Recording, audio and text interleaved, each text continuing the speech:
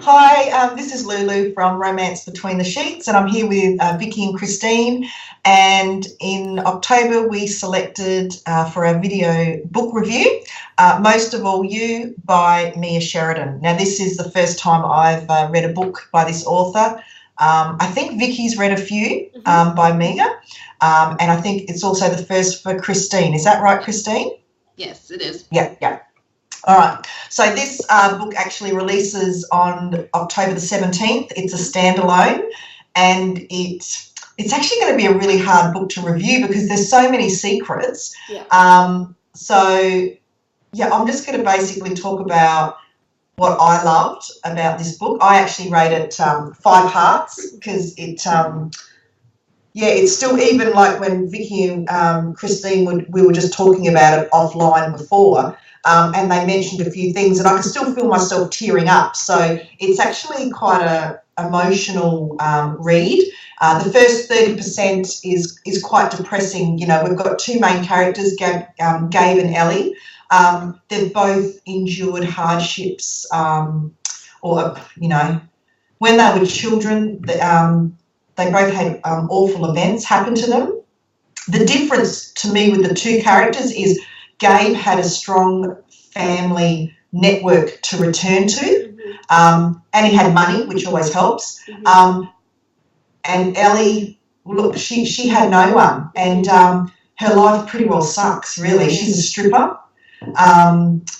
And the first 30% we follow her, and she's really downtrodden. She basically has accepted that she's just going to be, in all honesty, shit on for the rest of her life. Yeah.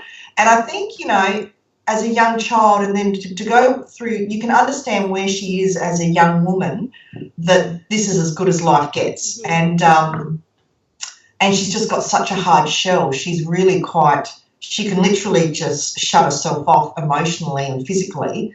And she's just getting through life. So it's actually quite, it was really sad to read at the start. Now, the middle of the story, Gabe and Ellie slowly repair each other. But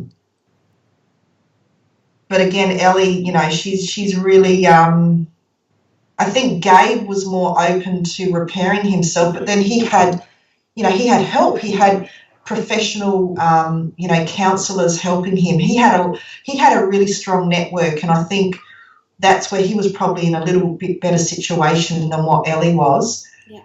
And then, the last 30% of the story, Ellie has to, find a way to love herself, so then she can fall in love, and eventually, you do get a happy ever after. As I said, it is a standalone. There's one thing I've got to point out, because it did my head in as a reader.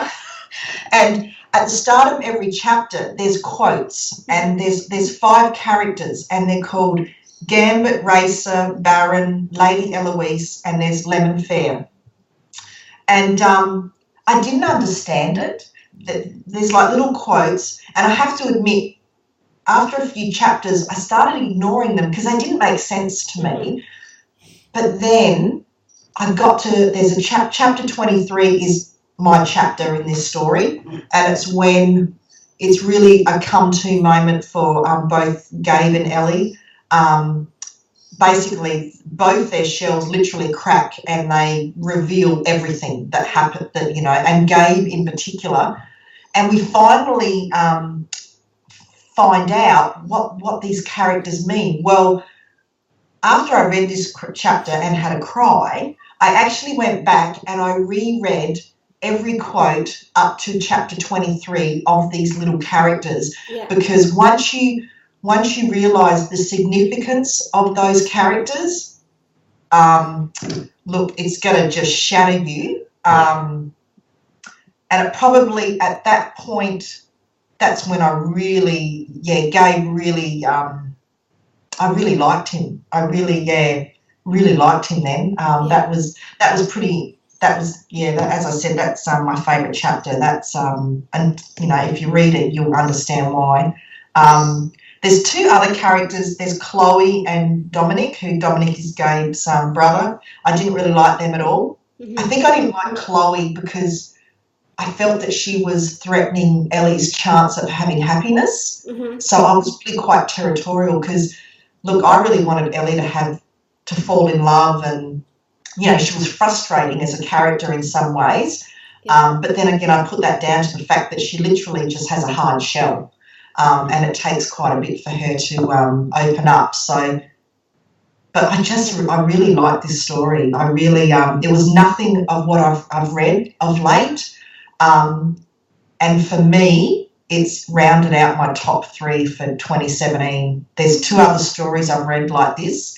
Yeah. One is actually our video book review for, was it April, Vicky? Was it Sawyer Bennett's The Hard Truth About Sunshine?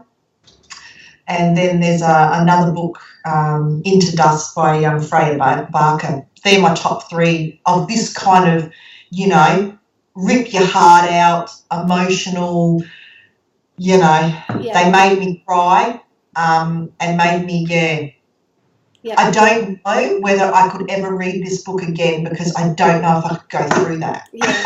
Right. I'm kind of, it's just, I think I'd have to be in the right frame of mind to go back through with Gabe and Ellie again, because, there's some really hard topics that you're reading about. Yeah. So look, but again, you know, lots of wonderful moments. You know, I was continually highlighting quotes. So I'm going to end with my 2 favourite quotes, and one is, the man who loved me enough to wait for me to love myself. And that's basically what Gabe had to do. He had to allow Ellie to know that there's good people out there that have her back, to enable her to go out and live life and be safe and happy, to be able to come back and actually love him, you know. And then the other quote was again, so that was a quote from Ellie. The quote from Gabe that I love is, I don't create beauty, Eloise, I just reveal what's already there. Yeah. So I really like that. I thought that was quite, that was really sweet. So look, again, I rate this 5 hearts. There's so many secrets and, you know, side stories in this, that, it's really hard to talk about, but again, loved it. So thank you. I will be looking at other books by Mia, because I really enjoy her storytelling. So over to you, Christine.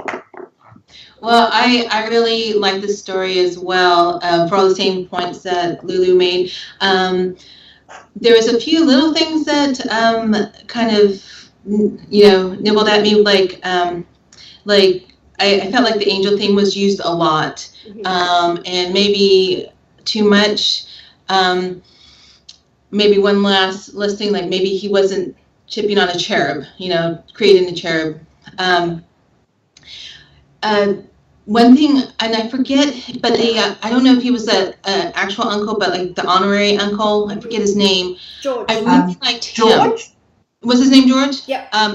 Okay, I really liked George. Me too. I liked what he had to offer Gabriel, you know, Gabe, because he needed that little extra direction to give Ellie the space that she needed, you know, and that, you know, and the belief that everything would be okay, even if she didn't, you know, they didn't end up together. Yeah. I hated Dom. You know, I think we can all agree on that. Awful. Yes, hated him. I didn't have a big problem with Chloe. I think, you know, she was nice. Huh? She was nice. She was nice. I just kind of felt, I believed some of the lies that were swirling, and I kind of had this fear that Ellie wouldn't get a happy ever after, and that's Right. I know. I was prepared to hate her, you know, if she made a move, you know. Yeah. But you know, I guess she was just a nice girl who, you know, she was everything, you know, we thought she would be. And sorry if that was a little spoiler, you know. Sorry. It's hard not to say anything. I know it is. You know, and I'm with you on the first 30% of the book. I had even like the second page in, I think I was crying so Yeah. hard. And and golly, I just don't know how someone could recover from a parent like that, and not to mention, her, situation to begin with, with her mother, and And I just think, I got to the point too, Christine, by that 30% mark, I was like, for the love of God, do not throw any more crap at this woman, because I was ready, like I was getting really angry. I was getting angry and frustrated. And then, at that moment where finally, the last shitty thing happens to her, and, we move into Gabe being, her little guardian angel, so to speak, for want of a better word. I thought, thank God, like we're moving on from her having the shittiest life. So, yeah. Exactly. Yeah, I was actually really sad. Yeah, no, I was too. Especially when her car broke down. I was just like, seriously? Seriously? And then having to choose between car repairs and rent, and So, but it was a really good book. It was there was just a few little things. I think, I gave it 4 hearts, but I will definitely be looking at Mia Sheridan again, because it really had that like make you think moment. And there's like little hidden meanings everywhere, and I do really enjoy that in an author. Yeah. But I'll turn it over to you, Vicki. Cool, because I've got 3 minutes. I've got less than 3 minutes. Sorry, We've been at 12 minutes already. I think I've said like 5 words. Oh no! I didn't think I went on that long. You went on for almost 8 minutes. Do you want to just start again? No. We're fine. All right, I can do this. All right. Okay. All right. Okay. So yeah, I want to bring up something you actually brought up, Lynette, and I'll say it first. I actually didn't like Ellie. I was kind of the mindset like she gave up, and I don't like people who give up, right? So I couldn't really connect with her because she was disconnecting with herself all the time. She was just like didn't try for anything better. So that's why I didn't like her. But after hearing you speak, Lynette, you've given me a different perspective. You're right. She had no help. She had no support. Yeah. So she did have to do everything by herself, and now I can understand why she just gave up, because she had nothing. Yeah. So that I'm glad that you gave me your perspective, because that kind of changes mine. On the other hand, I loved Gabriel from the get-go, because that guy was super sweet. He was a gentleman. And that was another reason I didn't like Ellie too much, because he was this nice guy and she just kept shitting on him. She'd go out to keep hurting him, and he didn't deserve it.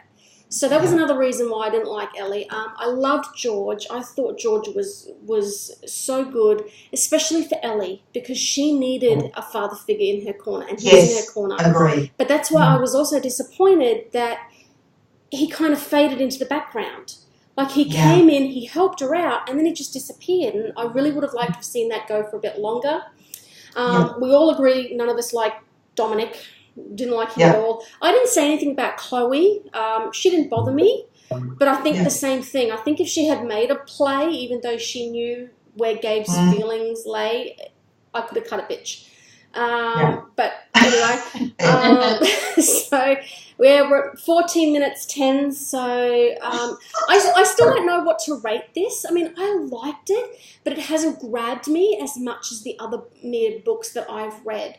I didn't even cry in this book. So as I said to you girls when I finished reading it, I think I'm broken, because it was a story. Even though what they went through was terrible, I just kind of felt nothing. So I think at the moment I'm broken. I think I'm just not in the mood for an emotional read. It's got nothing to do with the story. The story was written well. I'm down to 10 seconds. It was great. Comes out October 17. Lynette, do you want to say something in?